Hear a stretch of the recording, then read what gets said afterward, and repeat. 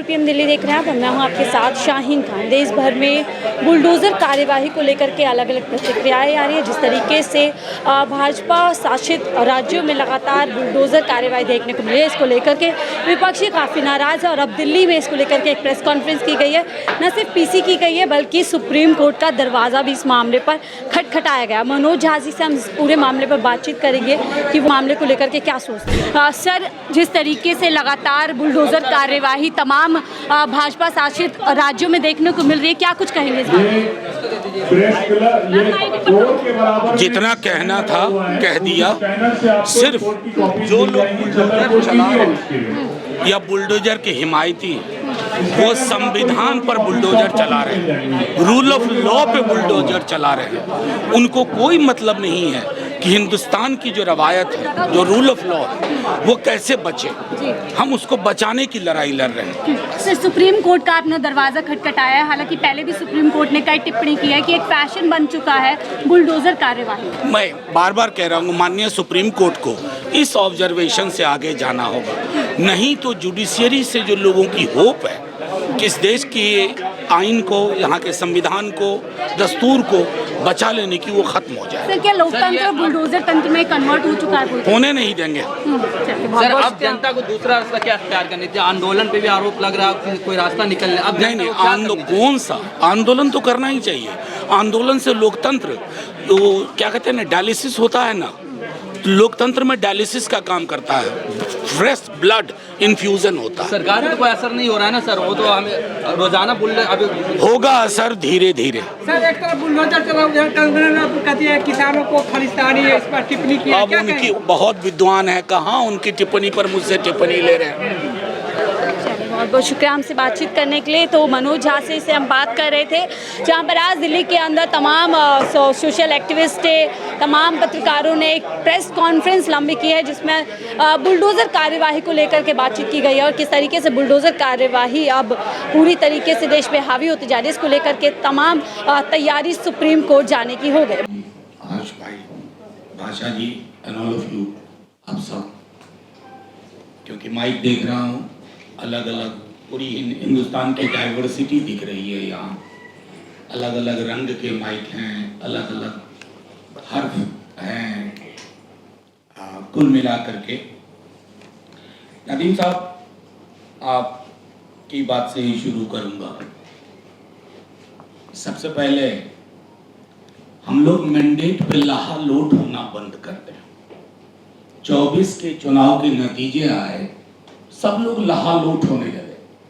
अब देखिए परिवर्तन। और हम अक्सर मैं कहता हूं कि जब मैं विश्वविद्यालय में था पटना में, तो मुझे क्रांति फतुहा में दिखती थी। इस मैंडेट ने भी वही किया। लोगों को लगा बस आ गए, पहुंच गए, हो गया। अब देखिए अब क्या मजाल, we have been again proved wrong. ये मैंडेट का चरित्र समझने में भी हम भूल गए। आपने बार बार नदीम, आप जिक्र कर रहे थे मध्य प्रदेश टॉप कर रहा है अभी लिस्ट में। बहुत दिन टॉप में नहीं रहेगा, आसाम कंपटीशन में, और उत्तर प्रदेश का तो ओरिजिनल, राजस्थान कैचअप कर रहा है। लेकिन हम सबको ये सोचना होगा कि अगर बुलडोजर के प्रति ये आकर्षण पैदा करने में वो सक्षम है, तो जो वजह साहब कह रहे थे या हर्ष साहब कह रहे थे, हमारे अंदर भी या तो हम मौन स्वीकृति के साथ बुलडोजर के पक्ष में है या विरोध में मुखर नहीं है, तो वो भी एक तरह की स्वीकृति ही हो जाती है। कि रात में सोते वक्त बुलडोजर पे सोचा, थोड़ा एक दो ट्वीट कर दिए और लगा कि हमने अपने कर्तव्य की इतिश्री कर ली। भाषा जी ने कहा, और मैं इस कई मंच पर इस बात को दोहरा चुका हूं कि किसी को बुरा नहीं लगना चाहिए। संविधान की किताब, उसमें एक किताब चाहिए, एक हाथ चाहिए, एक लहराना नाम की क्रिया चाहिए, लेकिन उसको जीना, क्योंकि संविधान सिर्फ पन्ना नहीं है, सादा पन्ना नहीं है।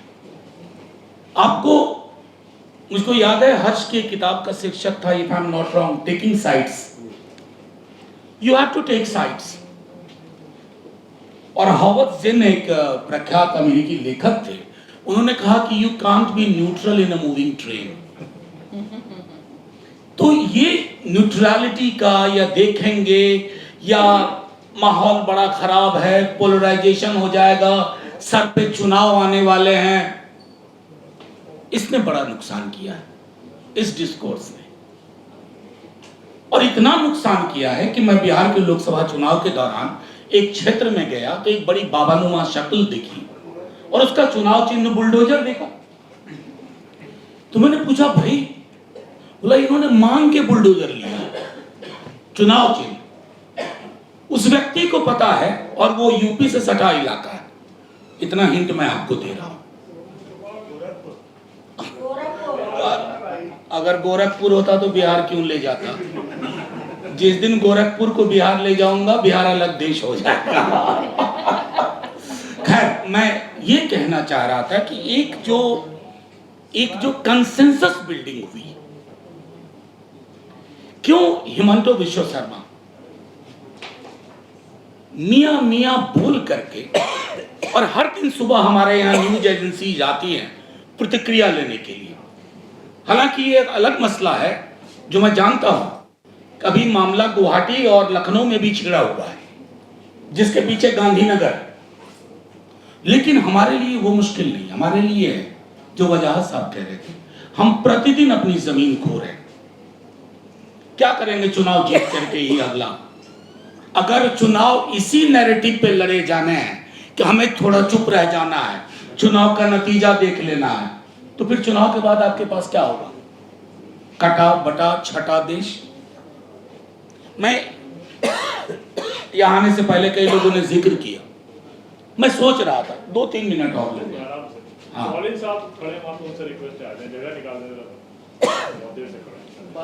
तो मैं ये सोच रहा था कि दुनिया में और कौन से देश हैं जहां इस तरह की रवायत है बुलडोजर चला देने की। तो एकमात्र नाम जो आया, सिर्फ आज से नहीं दशकों से, वो है इजराइल। और इजराइल को मैं डंके की चोट पे अनलॉफुल एंटिटी मानता हूं। उसकी पहचान ही गैर विधायी, मतलब गैर कानूनी है। अपने देश के बारे में मुझे इस बात का मुगालता था कि हम इजराइल की तरह गैर कानूनी एंटिटी नहीं है। इसको गांधी, नेहरू, आजाद ने गढ़ा है। इसको संविधान बाबा साहब भीमराव अंबेडकर ने दिया। उस मुल्क में अगर ये हो रहा है तो ये सिर्फ आज की डेट में, और मैं समझता हूं कि इसमें भी पॉलिटिकल पार्टीज को भी, सिविल सोसाइटी को, कि ये कॉमन नाउन में बात ना करे। टारगेट मुसलमान है, मुसलमान है, बिना किंतु परंतु हालांकि के मुसलमान टारगेट किया जा रहा है। एक्यूज्ड हैं आप, एक्यूज्ड। मुझसे ज्यादा विद्वान लोग हैं जिस परीक्षा को पास करके, मतलब पास करके बड़े ओहदों तक पहुंचे, उसमें मैं फेल कर गया। आईएएस का इम्तिहान। मुझे नहीं लगता है कि आईपीसी की किसी भी धारा में बुलडोजर का प्रावधान है, किसी भी धारा में। शायद ये जो नई वाली आई है संहिता, दंड, न्याय वगैरह वगैरह, इसमें भी नहीं है। अभी तक मिला नहीं। हाँ, सांसद को ही नहीं मिला तो। और मैं ये कह रहा हूं कि इसके लिए जिस प्रकार की चीजें हो रही हैं, जब आप किसी एक्यूज्ड कहने के बिला पे घर गिराते हो, आपको घर की अवधारणा समझनी होगी। योगी जी कितना समझते हैं घर? घर समझने के लिए घर वाला होना जरूरी है। घर नहीं, घर वाला यहाँ वो नहीं, घर वाला उसका दूसरा अर्थ भी होता है, मुझको उसमें ताल्लुक नहीं है, हो या ना हो। घर, और घर रिश्तों से बनता है। चारी दीवारी छत नहीं होती है, उसमें मेरी बेटी की पेंसिल होगी, उसकी किताबें होंगी। हो सकता है मैंने जुल्म किया हो, मेरी बेटी ने नहीं किया, मेरे बेटे ने नहीं किया होगा। जब आपने घर गिनाया तो छत सिर्फ मेरी नहीं गिरी, आपने उसकी छत ले ली। तो जब तक हम इस विमर्श को आगे लेकर ना जाएं, एक और चीज, आजकल मैंने कंटेम्प्ट पे कृष्णा अय्यर को पढ़ लिया है, उसके बाद से मुझको डर नहीं लगता है। मेरा मानना है ना कि जुडिशियरी सिर्फ कलकत्ता नहीं, हर जगह जुडिशियरी का भी सेलेक्टिव अप्रोच है। हमारे मीलॉर्ड्स का पर्दा कब आंखों पर से हटे और कान कब ढंग से सुनने लगे, इसका प्रेडिक्शन बड़ा मुश्किल है। और मैं नहीं मानता हूं कि बेंच से फर्क पड़ता है। अगर पूरे के पूरे कोर्ट का नजरिया साफ होगा तो बेंच थमाने का हो या ढिमकाने का हो, उसको रूल ऑफ लॉ से चीजों को तय करना होगा। बेल डिनाई नहीं करनी होगी। आज ये अवसर नहीं है कि मैं खालिद के बारे में, खालिद सैफी के, उमर खालिद के बारे में और बाकी के बारे में, लेकिन ये एक सम टोटल है। मुसलमान का घर गिरना, मुसलमान सड़कों पे आए देश के लिए।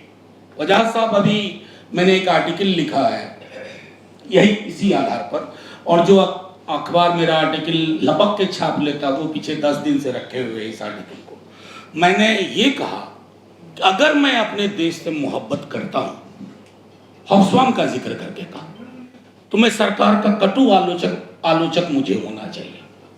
और अगर मैं सरकार की आलोचना नहीं करता हूं, मैं अपने देश से मोहब्बत नहीं करता, चाहे सरकार किसी की हो, यूपीए हो, एनडीए हो और फलाना ढिमकाने किसी की हो। तो मेरा ये कहना है, और वो अखबार ये विशुद्ध वैष्णव प्रकृति के आर्टिकल को भी छापने में थोड़ा 4-5 बार सोच रहे हैं। तो इससे आपको पता चलता है कि बीमारी कितनी गहरी हो गई है। आखिरी टिप्पणी करूंगा इससे पहले कि मैं, बुलडोजर कश्मीर में भी चला, काफी चला। हमारे नॉर्थ इंडिया में किसी भी कम्युनिटी ने, किसी भी लोग ने कश्मीर के लिए आवाज नहीं उठाई। कश्मीर को अब कभी यो कहते हैं ना कि लैंडस्केप माइंडस्केप से नहीं समझा गया। उत्तर प्रदेश में वोट चाहिए, बिहार में वोट चाहिए, और किस किस तरह का विमर्श पैदा किया गया था, उसी नफरत का वो एक्सटेंशन था, तब लोग नहीं समझ पाए। और मेरा मानना है कि आखिरी चीज कहूंगा, अभी कई दोस्त बार बार कह रहे थे कि बांग्लादेश में हिंदूज और अदर माइनॉरिटीज के लिए जो हो रहा है, सचमुच चलिए मैं तो वहां भी कहूंगा बहुत बुरा हो रहा है। हम सबको जागना चाहिए, आवाज उठानी चाहिए, लेकिन हमें ये नहीं भूलना चाहिए कि सन 47 तक ये तीनों देश एक थे, हिंदुस्तान, पाकिस्तान, बांग्लादेश। एक देश में माइनॉरिटीज के साथ कैसा व्यवहार होगा वो तय होता है कि सरहद के पार कैसा व्यवहार होगा, क्योंकि नफरत को सरहद पार करने में वीजा नहीं चाहिए, पॉलिटिकल क्लियरेंस नहीं चाहिए। हमें जरूरत पड़ती है पॉलिटिकल क्लियरेंस की। मैं सिर्फ इतना कहूंगा, शुक्रिया APCR नदीम साहब, मेरी तबीयत बहुत ठीक नहीं थी, कल किसी फंक्शन में था, तो आजकल ग्रीटिंग्स का आदान प्रदान हो ना हो, वायरल का आदान प्रदान बहुत तेजी से हो जाता है। शुक्रिया आप सब लोगों का। जिंदाबाद साथियों, जिंदाबाद रहें और आवाज उठाते रहें। शुक्रिया।